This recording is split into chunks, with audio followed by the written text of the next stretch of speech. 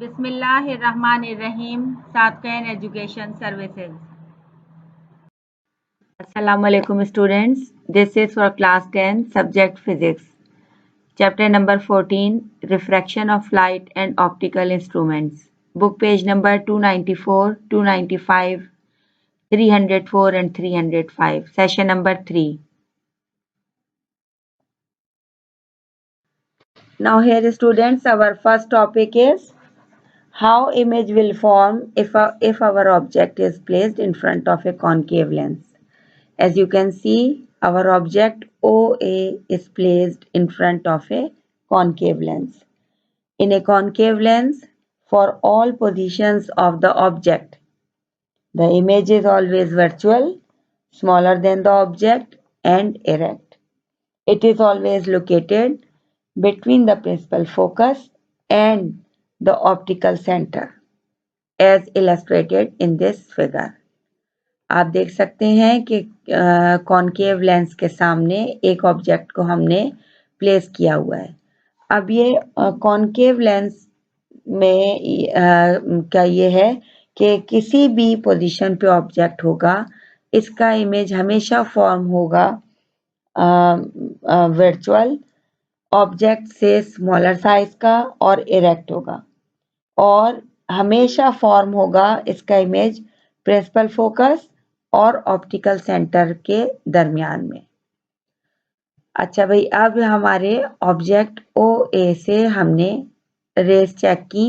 First ray will pass from object, और ये lens से टकरा के इसमें से पास हो गई। सेकेंड रे ऑब्जेक्ट से आ रही है और ये ऑप्टिकल सेंटर से क्रॉस हो रही है, पास हो रही है।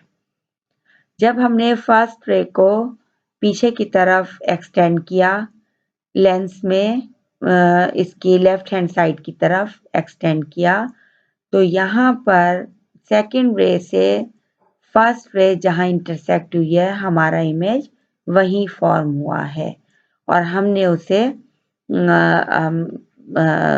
नाम दिया है OB का। नाउ अवर OA ऑब्जेक्ट है और हमारा OB वर्चुअल इमेज है इसका। It is always form a virtual diminished and erect image under its focal length. Thin lens formula. The nature and position of the image formed by a lens can be calculated by this formula. 1 upon F is equals to 1 upon P plus 1 upon Q. अब यहाँ पे P, Q और F क्या चीज है? P is the distance of the object from the lens, Q is the distance of the image from the lens, and F is the focal length of the lens. अब ये F और 2F क्या चीज है? और ये O, it is optical center of the lens. The center of the spheres from where lens is formed, it is denoted by 2F. हमने पहले भी पिछले सेशन में भी बताया था कि 2F क्या चीज है। सेंटर ऑफ स्फीयर हमने पढ़ा था अपने चैप्टर 13 में कि एक स्फीयर के सेंटर को हम सेंटर ऑफ C से डिनोट करेंगे।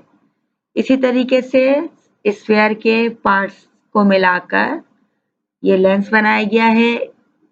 उन स्फीयर्स के सेंटर को 2F से डिनोट किया गया है। इस 2F का बिल्कुल हाफ, इसको हम यानी रेडियस के हाफ को हम लेंगे तो ये हमारा प्रिंसिपल फोकस F है। F क्या है? It is a distance between the principal focus and the optical center of the lens. It is called as focal length. Optical center क्या है? The point of intersection of principal axis and aperture is called optical center. It is denoted by O. What is aperture? The distance in between the two end points of the lens is called as aperture.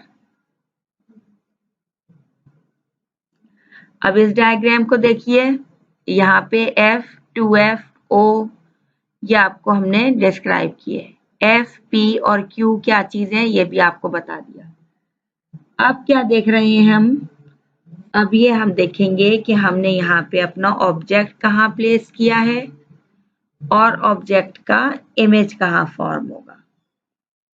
हमने अपने object को place किया है F और 2F के दरमियान, ठीक है। और F और 2F के दरमियान ऑब्जेक्ट को हमने कैसे प्लेस किया है? इसको हमने एक अपराइट एरो की मदद से लेफ्ट साइड पर लेंस के शो किया गया है। अब इसमें से दो रेज हम ले रहे हैं जो कि लेंस से पास होके आगे जाके एक दूसरे को इंटरसेक्ट करेंगी। जहां इंटरसेक्ट कर रही हैं वहीं पर इमेज फॉर्म होगा। In this case first ray object में ऊपर से पास हो रही है, लेंस से प्रिंसिपल ये बिल्कुल पैरेलल जाके प्रिंसिपल एक्सिस के लेंस से टकराकर फोकल पॉइंट से F से पास हो रही है, आगे जा रही है। Second ray optical centre of the lens से पास हो रही है और बियॉन्ड 2F जाकर पहली रे को इंटरसेक्ट कर रही है। यानी अगर हमारा ऑब्जेक्ट प्लेस किया गया है F और 2F के दरमियान, तो इसका इमेज फॉर्म हो रहा है बियॉन्ड 2F से थोड़ा आगे। और हाइट कितनी है इस इमेज की? HI के इक्वल है and it is real and inverted and larger in size than the object. अब इसकी नेचर है कि ये रियल इमेज है, ये फॉर्म हो रहा है बियॉन्ड 2F। तीसरी चीज ये कि ये इमेज से उल्टा फॉर्म होता है, इन्वर्टेड फॉर्म होता है, इसीलिए ये रियल इमेज है।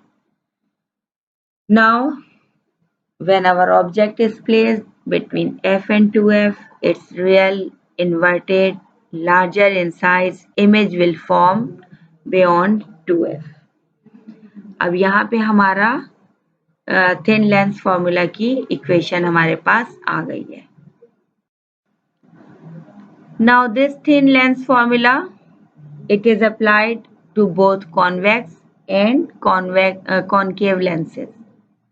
इस थिन लेंस फार्मूला को हम दोनों तरह के लेंसेज पे अप्लाई करेंगे, यानी कॉनकेव और कॉन्वेक्स लेंस पे। Number 1, all distances are measured from the optical centre of the lens. तमाम डिस्टेंसेस मेजर होंगे लेंस के ऑप्टिकल सेंटर O से। Number 2, distances measured from the optical centre to real points are positive, whereas the distances measured from the optical center to virtual points are negative. Points through which light actually passes are called real points, and points through which light only appears to pass are said to be virtual points. वो points जहाँ से light actually पास होकर image form करती है हम उसे real points का कहते हैं, और वो पॉइंट्स जहाँ से हमें लगता है कि लाइट पास हो रही है वो सब वर्चुअल पॉइंट्स हैं और उनसे वर्चुअल इमेज ही फॉर्म होगा। Number 3, the focal length of a convex lens is positive and focal length of a concave lens is negative. Convex lens से फोकल लेंथ का डिस्टेंस पॉजिटिव लिया जाता है और फोकल कॉनकेव लेंस के लिए negative लिया जाता है।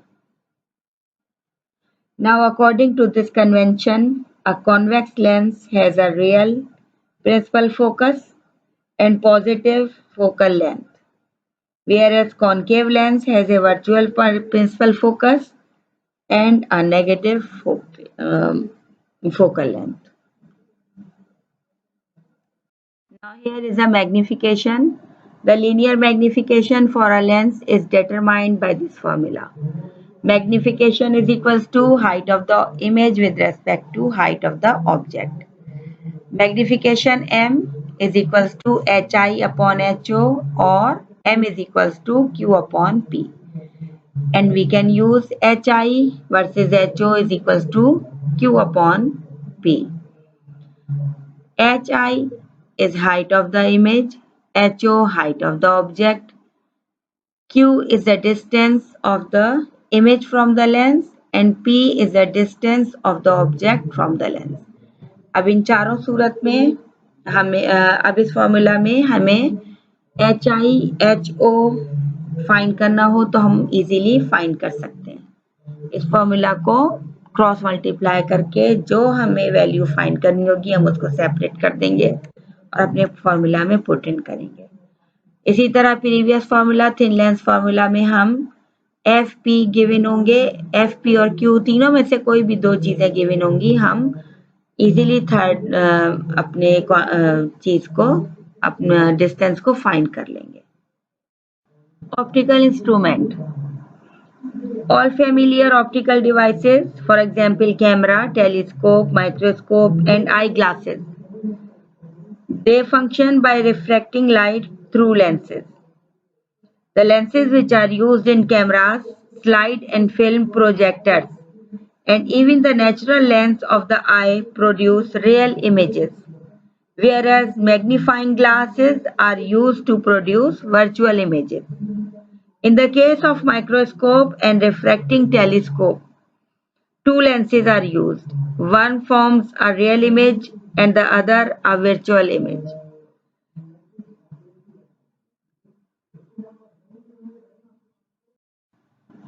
Now here is the human eye.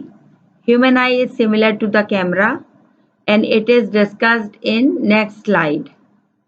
Here different parts of the eye are written here. For example, sclerotic. It is a tough white wall called sclerotic. Cornea. It is the front portion of sclerotic and it is transparent. Aqueous humor. It is situated in front of eye lens. Iris. It is the colored part of which automatically adjusts the size of the pupillar circular opening in the center according to the intensity of the light falling on it. Retina. It is enclosed in the cavity filled with a fluid called vitreous humor. It is semi-transparent membrane of the nerves fibers forming the innermost coating of the eye and it is sensitive to light.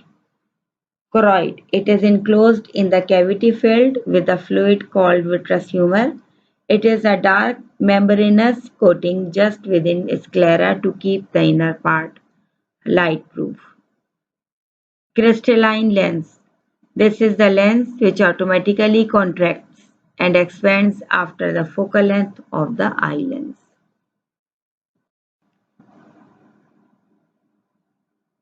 Now here is the structure of human eye.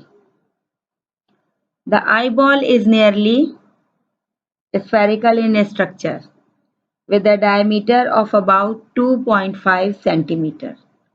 The eyeball consists of three layers. Number 1 is sclera, number 2 choroid, number 3 retina, number 4 convex lens, number 5 aqueous humor. Convex lens and aqueous humor, these both are fluids. And then the vitreous humor. Number 1 is sclerotic. It is the outer layer of the eyeball which is thick and impermeable to light rays. सबसे बाहर वाली जो eyeball की layer है, आप देखें right hand side पे तीन लेयर्स आपको दिखाई जा रही हैं, स्क्लेरोटिक, रेटिना, कोरॉइड. सबसे पहली आउटर लेयर है स्क्लेरोटिक. ये थिक और इम्परमिएबल होती है लाइट रेस पे. इसका फ्रंट पार्ट कॉर्निया कहलाया जाता है. अब देखिए आप यहाँ पे कॉर्निया लेफ्ट हैंड साइड पे जो इसका थिक पार्ट है वो कॉर्निया कहलाया जाता है और ये ट्रांसपेरेंट होता है. Number 2 choroid. It is the middle layer of the eye which forms a colored curtain called the iris in front of the lens. अब आप लेफ्ट हैंड साइड पर देखिए, ऊपर आइरस लिखा है, इसकी स्ट्रक्चर देखिए कैसे ये कलर्ड पोर्शन होता है, ब्लैक, ब्राउन, ब्लू, ये कोई से भी कलर का अल्लाह ताला जो कलर दे आपको, ये आइरस उस कलर का होगा। कलर्ड कर्टन होता है, ये लेंस के सामने होता है। Pupil, its iris contains a central opening called pupil. Iris की एक सेंट्रल ओपनिंग होती है जिसे प्यूपिल कहा जाता है। When iris contracts, pupil enlarges and more light can enter. जब हम आंख को सिकुड़ते हैं तो ये प्यूपिल सिकुड़ता है, कॉन्ट्रैक्ट होता है और आंख में मजीद लाइट एंटर हो जाती है। It contracts in bright light and dilates in dim light. हमारी आंख कुदरती हल्की ब्राइट लाइट पे खुद ब खुद कॉन्ट्रैक्ट होती है और डिम लाइट पर खुद ही डायलेट होती है, फैलती है।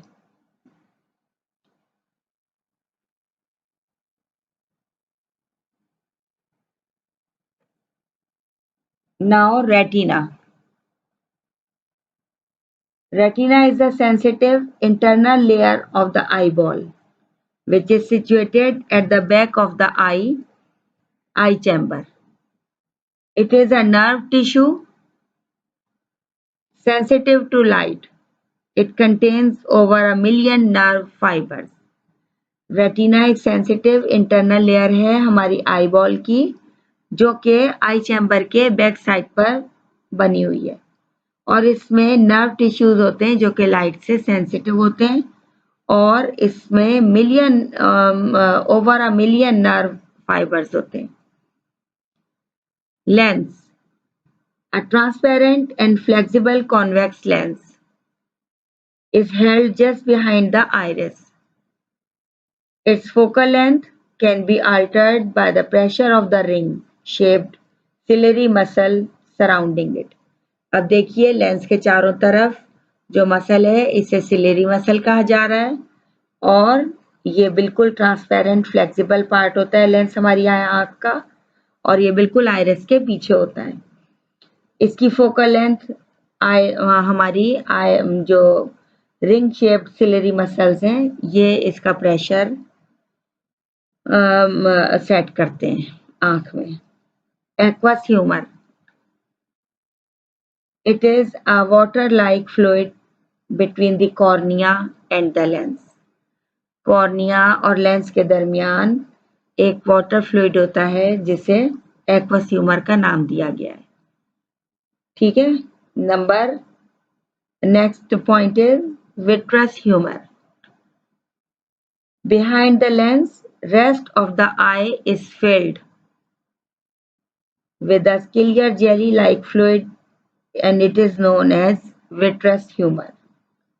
आई लेंस के पीछे बकाया आंख में जेली लाइक फ्लूइड फिल होता है जिसे एक्वस ह्यूमर विट्रस ह्यूमर कहा जाता है। Now here is the working of our eye. कैसे काम करती है हमारी आंख? The rays of light from an object are focused and converged by the lens on the retina.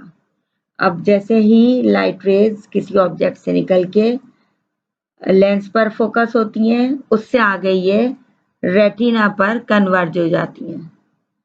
The fibers of retina transmit electric signals along the optic nerves to the brain. अब brain को जो ये optic nerves जा रही हैं इनको ये आंख सिग्नल भेजती है। The brain interprets the nature of image and the images are seen the right way up.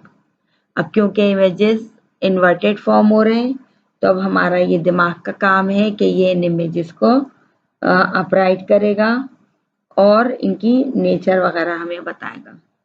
The shape of the I is maintained by the pressure of colorless transparent fluid in the eye. अब जो आंख में pressure को maintain किया जाता है वो एक ट्रांसपेरेंट फ्लूइड करेगा आंख के अंदर। Now the farthest distance at which an eye can see objects clearly is called the far point. The point closest to the eye at which objects can be seen clearly is called the near point. For a normal eye, the near point is at 25 centimeter, and this distance is called least distance of distinct vision. Now here is the homework. Question number 1. Explain the functions of human eye. Name its different parts. Question number 2. Write down the magnification and sign convention for convex and concave lenses. Learn and write these questions in your copy. Okay students, thank you. Allah Hafiz.